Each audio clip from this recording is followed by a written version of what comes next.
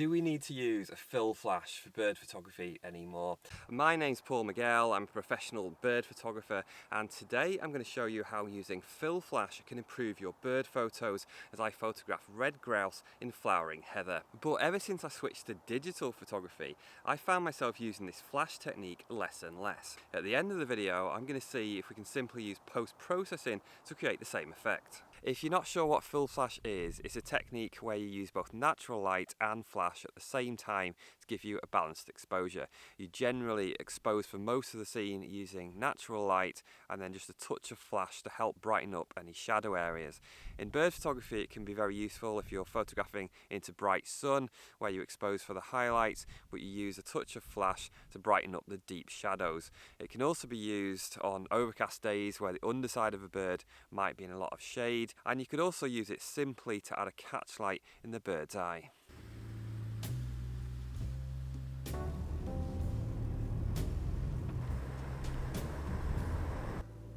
There's a male, I found a male. We're going to get into position.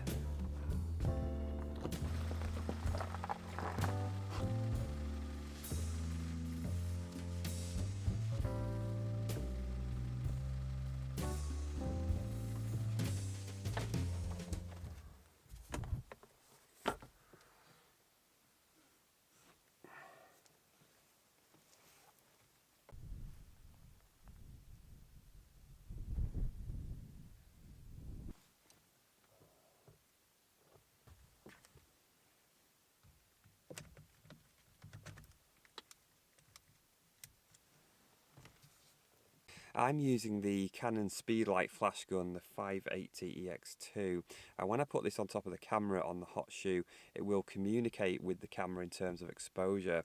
So if I use it on the TTL setting through the lens metering, then I can make adjustments from that. So that will actually talk to the camera and do it directly, or I can do it purely manually on the flash gun by changing mode, and I would probably use maybe anything from 1/8 to 1/32 to reduce the flash output for the fill flash technique.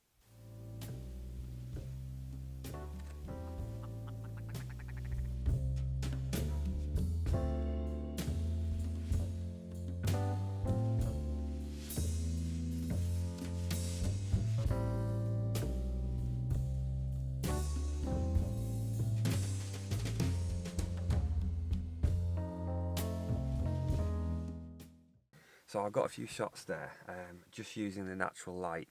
So I'm using total manual exposure. I've got 1/400 f4 ISO 800. So that is like what I think is the correct exposure in this natural light, which is very flat, overcast at the moment.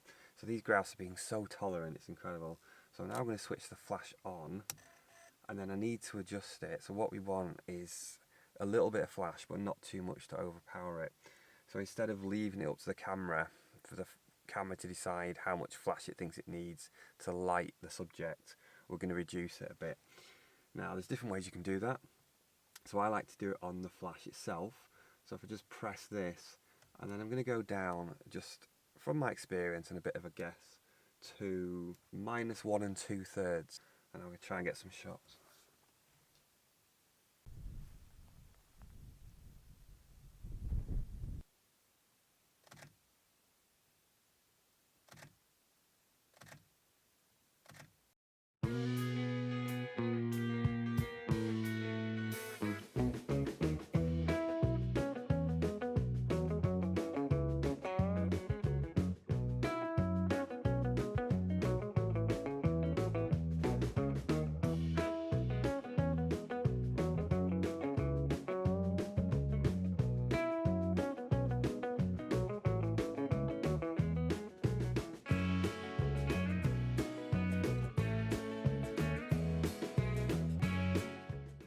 As you can see, it does look a little brighter overall, but particularly noticeable is in the shadow areas. At the bottom of the grouse, it brings out more feather detail and you can see the legs more clearly, and that's how it should be. That's one of the main jobs of filling flash, is to bring up the shadows. You'll see some shots here where the flash fired and some where it didn't, and that's often the problem if you want to use continuous shooting, which you often do for wildlife and bird photography, and sometimes the flash isn't going to be able to keep up with that, and you might need maybe some extra power, more battery power, to enable the flash to keep going. I tend to just do single shots, or maybe a very slow continuous. I have a small digital guide to using fill flash, a 2-page PDF you can download to your phone, something to refer to in the field, or you can print it out and put in your camera bag. It gives you tips on how to adjust the flash to get good exposures and how to overcome common problems that you might face. If you'd like one of these, click the link in the description. It's actually getting darker. It's really, really overcast now, and this is actually one of the situations where you might want to try using filling flash, just to add a bit of brightness, and also because the birds, the underside of the bird sometimes can be in a lot of shade, and I think the bigger the bird, the more the problem you're going to get with that. Now, one of the most important things about this fill flash technique is that you often have to use the high speed flash setting on the flash gun, and I'm going to explain why. So if you just imagine for now that we're using a DSLR, I'll kind of come back to why. When the shutter opens and the flash fires, it kind of has to sync up together. So you'll find there's a maximum, what's called a maximum flash sync speed on the camera, which is often about 1/200th, 1/250th of a second. But if the shutter speed's too fast, then it can't stay open long enough for the flash to fire, for everything to match up, and sometimes you can kind of get like black bands in your image. It totally destroys your picture. So what do we do about that? Well, if you're shooting at that maximum flash sync speed or slower, then you should be okay. But a lot of the time for filling flash, you want to use a faster shutter speed. You may be, for example, shooting towards the sun and you're kind of trying to brighten up the shadows. Your shutter speed might be a 500th or a 1000th of a second, and you want to use the flash. So if you press, like on mine, it's just really simple here on the back. It's just got this little H for high speed flash setting. If you press that, then what it actually does, instead of one burst of flash, it does kind of a series of mini bursts of flash to cover that time that the shutter speed's open. I wanted to mention the use of a diffuser. So like a diffuser you could put over the flash gun, or I've got one that kind of flips out here. And I used to think this would be better because it would soften the flash. What it actually does is spread the light out, and at a distance it just probably isn't able to do that. So if the bird's fairly far away, it might not be making much difference. It's probably not worth using some kind of diffuser. If it's really, really close, maybe you're doing more kind of wide angle shots, or maybe like a standard 50mm lens, then it may be worth doing. But personally, after reading about it, I just don't think it's really worth doing. And for my general fill flash, I'll just use the flash as it is. Now, I did say imagine that you're using a DSLR, because there's another little technical issue which is to do with mirrorless cameras, and that is to do with the type of shutter that you're using. So if you're using an electronic shutter, which you might often want to do, and I do a lot of the time, you might find, I've got a grouse walking towards the camera, you might find that it doesn't work. And again, that's to do with matching up, syncing of the flash and the shutter, because the electronic shutter is different. It's just recording onto the sensor. So you have to go onto your mechanical shutter, or I've found I can use electronic first curtain shutter and it works absolutely fine. So I actually tested this out on electronic and with the flash, and it just didn't fire.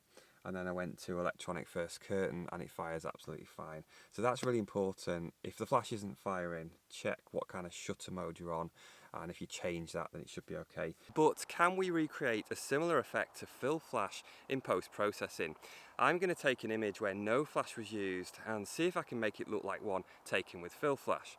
One of the main effects of fill flash is to brighten up shadows, so I'm increasing the shadows in Lightroom on the raw file, and I'm finding I need to do it all the way to 100% for it to be enough.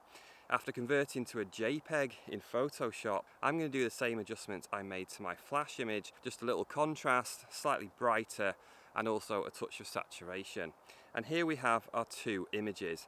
one with fill flash in the field and one with no flash, processed to try and get a similar result. The image with fill flash, it looks like it has more contrast throughout and more contrast on the bird's feathers, and it just looks like it has more of a sparkle.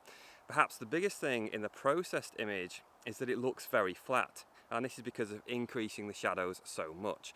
I'm really not sure which I prefer, and it's definitely making me rethink this whole fill flash technique. Perhaps we should just leave things as they are. I think maybe using the flash helps in more extreme situations, but perhaps where there's only a little contrast, maybe it's not worth it and we should leave it as it is. I would love to know whether you think this fill flash technique is still worth doing today in digital photography. Do let me know your thoughts in the comments, and if you'd like to learn more about exactly how to use a fill flash, all the techniques, when, how to use it in more depth, then click this video up on the screen. Thanks for watching, I'll see you next time.